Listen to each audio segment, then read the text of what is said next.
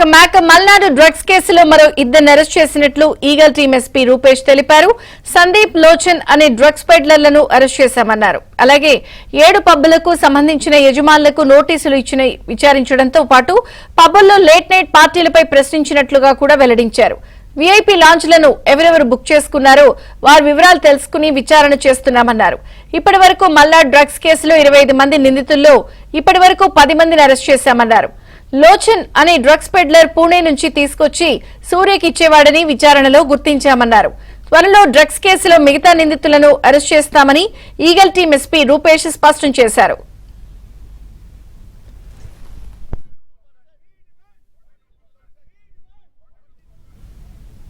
మల్లా డ్రగ్స్ కేసులో మరో ఇద్దరిని కూడా అరెస్ట్ చేశారు. కేసు పురోగతి సాధిస్తోంది. ఇక డ్రగ్స్ పెడ్లర్ల అరెస్ట్ కి సంబంధించి శశి మరిన్ని వివరాలు అందిస్తారు. శశి, మల్నాడు డ్రగ్స్ కేసులో ఈగల్ టీం అధికారులు లోతైన దర్యాప్తును కొనసాగిస్తున్నారు. ఇప్పటికే ఈ కేసులో సుమారుగా 8 మందిని గతంలోనే అరెస్ట్ చేస్తే తాజాగా మరో ఇద్దరిని అరెస్ట్ చేసినట్టుగా ఈగల్ టీం పోలీసులు తెలిపారు. ప్రధానంగా సందీప్తో పాటు లోచన్ అనేటటువంటి ఇద్దరిని కూడా అదుపులోకి తీసుకుని వారిని ఇద్దరిని కూడా రిమాండ్ చేసినట్టుగా తెలుస్తుంది. ఇద్దరు కూడా కన్జ్యూమర్స్ అలాగే ఫెడ్లర్లుగా ఉన్నారు. వీరిద్దరు కూడాను డ్రగ్స్ సరఫరా చేయడంలో సూర్యకు అందించడంలో కీలకంగా ఉన్నట్టుగా తెలుస్తుంది. ప్రధానంగా లోచన్ అనేటటువంటి వ్యక్తి కన్జ్యూమర్గా ఉంటూ ఆ తర్వాత ఫెడ్లర్గా మారాడు.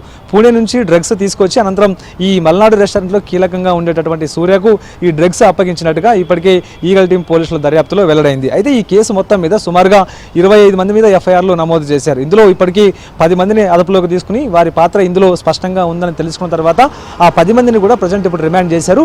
మరో 15 మంది కోసం ఈగల్ టీం అధికారులు వేట కొనసాగిస్తూ ఉన్నారు. ఇప్పటికే ఈ 15 మందిలో నైజీరియన్లు ఎక్కువగా ఉన్నట్టుగా తెలుస్తోంది. నైజీరియన్ల పాత్ర ఎక్కువగా ఉండడంతో వారంతా కూడా వివిధ ప్రాంతాల్లో ఉండడంతో వారందరి కోసం లుకౌట్ నోటీసులు జారీ చేసేందుకు కూడా ఇప్పటికే ఈగల్ టీం అధికారులు సిద్ధమవుతూ ఉన్నారు. అయితే సూర్య ప్రధానంగా ఈ మల్నాడు డ్రగ్స్ కేసులో కీలకంగా ఉంటూ ఆయన పబ్బుల్లో కూడా కొన్ని పార్టీలను ఏర్పాటు చేసినట్టుగా ఈగల్ టీం అధికారులు గుర్తించారు. ఇందులో భాగంగానే సూర్యతో సంబంధం ఉన్నటువంటి పబ్బు ఓనర్స్ ఎవరైతే ఉన్నారో వారిని పిలిచి విచారించారు. ముందుగానే వారికి నోటీసులు సర్వ్ చేశారు.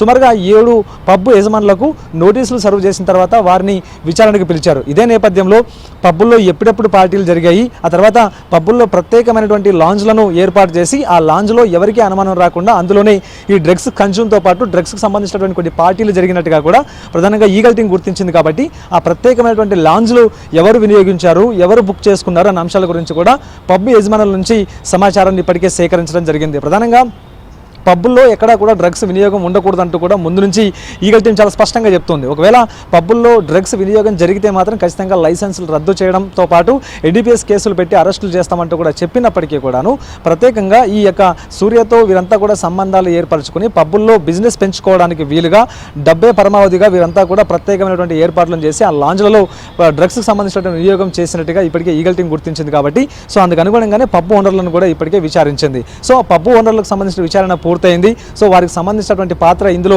తేలిన తర్వాత తదుపరి విచారణ ఉంటుందంటూ కూడా తదుపరి చర్యలు ఉంటాయంటూ కూడా ఇప్పటికే ఈగల్ టీం చెప్తుంది. కేవలం పబ్ యజమానులు మాత్రమే కాకుండా ఇంకా మరికొంతమంది పాత్ర ఇందులో ఉన్నట్టుగా తెలుస్తోంది. సో ఇదే నేపథ్యంలో మరికొంతమంది అనుమానితులను కూడా విచారించిన తర్వాత ఈ మొత్తం విచారణ పూర్తయి స్టేట్మెంట్ రికార్డ్ చేయడం పూర్తయిన తర్వాత తదుపరి చర్యలు తీసుకుంటామంటూ కూడా ప్రధానంగా ఇప్పటికే ఈగల్ టీం పోలీసులు చాలా స్పష్టంగా చెప్తూ ఉన్నారు. ఇందులో సూర్యకు సంబంధించినటువంటి పాత్ర ముందు నుంచి కూడా చాలా కీలకంగా ఉంది. ఢిల్లీ తర్వాత పూణే, ముంబై లాంటి ప్రాంతాల నుంచి డ్రగ్స్ తీసుకుని వచ్చి హైదరాబాద్లో చాలా మందికి కూడా ఆయన సప్లై చేశాడు. కొంతమందికి డోర్ డెలివరీలు కూడా చేశారు. ప్రధానంగా ఢిల్లీ నుంచి డ్రగ్స్ తీసుకొస్తున్నటువంటి సమయంలోనే ప్రత్యేకంగా లేడీస్ సంబంధించినటువంటి చెప్పుల కింది భాగంలో డ్రగ్స్ నుంచి తీసుకొచ్చి ఇదే హైదరాబాద్లో కొన్ని పబ్బుల్లో తర్వాత ఆ సిటీ శివారు ప్రాంతాల్లో ఉండేటటువంటి ఫామ్ హౌస్లో కూడాను ఈ పబ్బులకు ఈ యొక్క పార్టీలు ఏర్పాటు చేసినట్టు ఈగల్ టీం గుర్తించారు. ఇందులో 2 పోలీస్ అధికారులకు సంబంధించినటువంటి కుమారుల పాత్ర కూడా ఉండడంతో వారిరువును కూడా అరెస్ట్ చేశారు. సో మొత్తానికి ఈ కేసులో 25 మంది ఉంటే ప్రధానంగా ఇప్పటికే 10 మందిని పోలీసులు అరెస్ట్ చేశారు. మిగతా 15 మంది కోసం వేట అయితే కొనసాగిస్తూ ఉన్నారు. విజయేంద్రిక,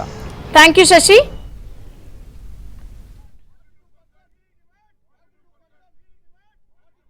మొన్న 3 days బ్యాక్ ఇంకిద్దరు అరెస్ట్ అయ్యారు. ఒక అతను పెడ్లర్, ఒక అతను ఇద్దరు peddlers. One is Sandeep and other is Lochan.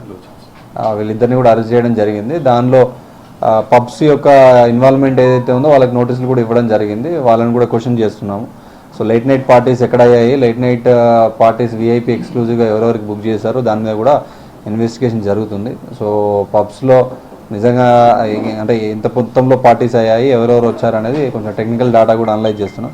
So అది వచ్చిన తర్వాత వాళ్ళ మీద కూడా యాక్షన్ తీసుకోవడం. 25 మందిలో 6 నైజీరియన్స్. అంటే కొంచెం ఇన్ఫర్మేషన్ ఉంది, వాళ్ళ మీద LOCs కూడా పెడుతున్నాం, ఇన్ఫర్మేషన్ కలెక్ట్ చేస్తున్నాం, LOCs ఇష్యూ చేస్తున్నాం. అందరినీ కూడా పిలిచి వెరిఫై చేస్తున్నాము. సో ఎవరికైతే పాజిటివ్ వస్తుందో వాళ్ళ మీద కూడా కేసులు పెట్టి పంపిస్తున్నాము. ఎవరికైతే పాజిటివ్ రాలేదు, వాళ్ళకి సంబంధం లేకుండా ఉంది అంటే దాన్ని వాళ్ళ